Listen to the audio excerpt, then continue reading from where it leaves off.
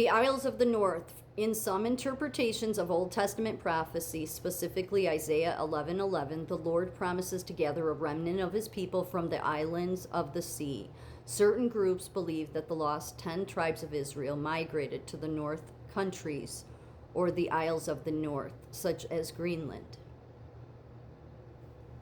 So even though our media is totally disgusting, either they completely omit the truth like Fox News loves to do, or they just outright lie like CNN does. He is serving a higher call, okay? One that I don't even think many of us understand at times, which I try to line up with why he's doing what he's doing. Again, as somebody had reminded me in one of my videos or on my comment section, that we have a military base in Greenland. We do.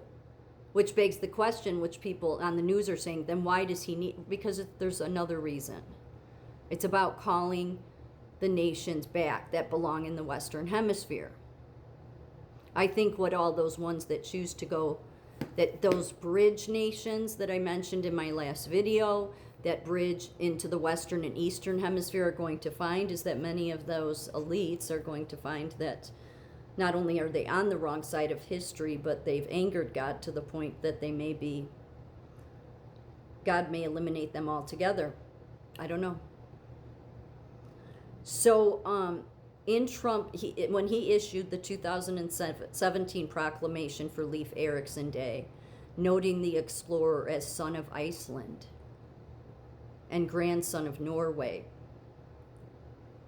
the media tries to dispute this. They are out of line. They serve Satan, okay? They still serve Satan today. And it is disgusting on every level because they are most lying to the American people.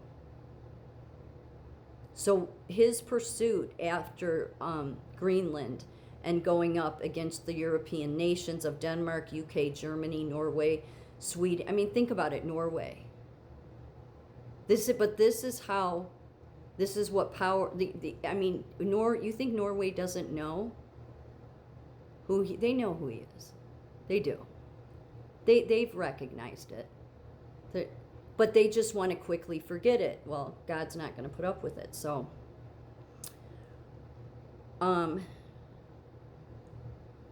the thing I wanted to say more about Olaf the Black, and Olaf the Black is also goes to the Olafs. See, the Olafs is what the son of Norway is referring to.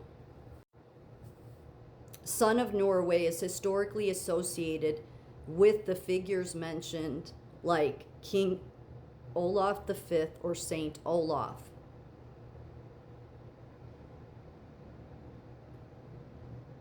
And in this article that the Iceland Monitor did in 2017, they suggest that Trump is a descendant of the Fairhair Dynasty, the family that founded the Norwegian kingdom. His family founded the Norwegian kingdom. Did you hear me?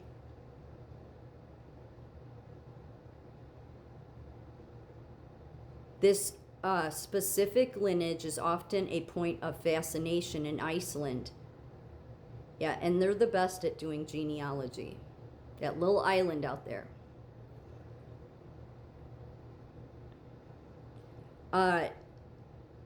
Is a fascination in Iceland where genealogical records are exceptionally detailed and date back over 1,000 years. Yet, what does our media do? They still just lie. They lie. So, again, his family, and see, this is why you have to understand the Fairhair Dynasty, because this goes back to Olaf. And I realized this reading about one of the kings. And it remember anybody who follows Trump, obviously this isn't for the haters, but at his rallies or events, he would play that Hallelujah song. I forget who wrote that and sang it initially. But it's really not a church song, but it's a beautiful song, right? But the words are like, huh? Well, I think there's more meaning to his lineage in that song than I realized. You know, it starts out that David played a chord that pleased the Lord, but you don't really like music or something, do ya? And it's hallelujah. And then the next verse is about, the king seeing this woman that she's out sunbathing and he falls in love with. And then the next verse talks about, she broke your throne and she cut your hair. Well, that kind of cuts your hair. That kind of goes to the Fairhair Dynasty. That's what it reminds me of. I'm not saying it does, but it made me wonder if that's why he played that song.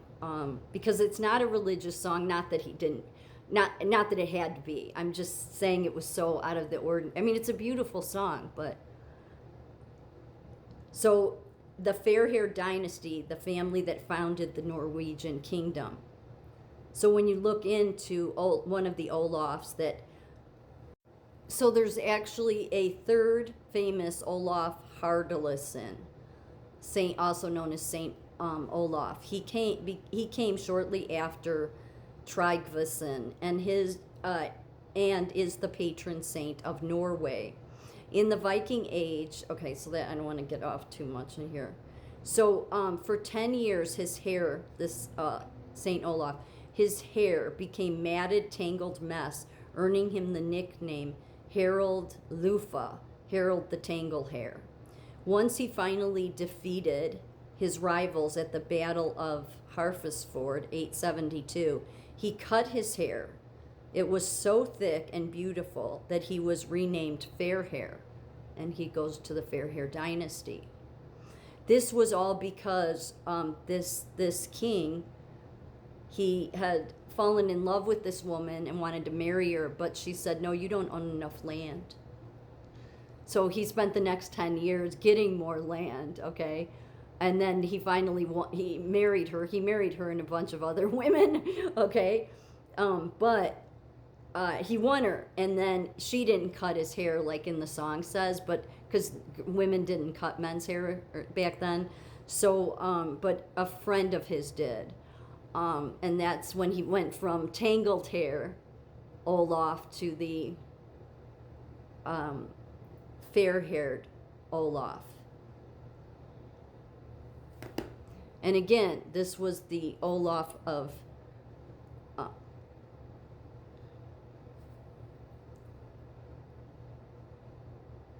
I don't want to get it wrong here. So Olaf, he was third famous Saint Olaf was Olaf Haraldsson. So see up here, King Haakon V of Norway.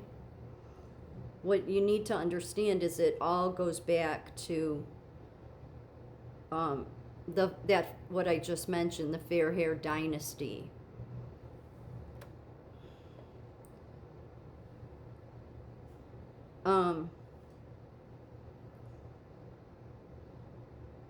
And all ties back to Olaf, King Olaf of Norway. That the one that brought Christianity through Leif Erikson to Greenland. So Harald Fairhair, which was Harald I, was the ancestor of both famous King Olafs, Norway Olaf I and Olaf II, which was Saint Olaf.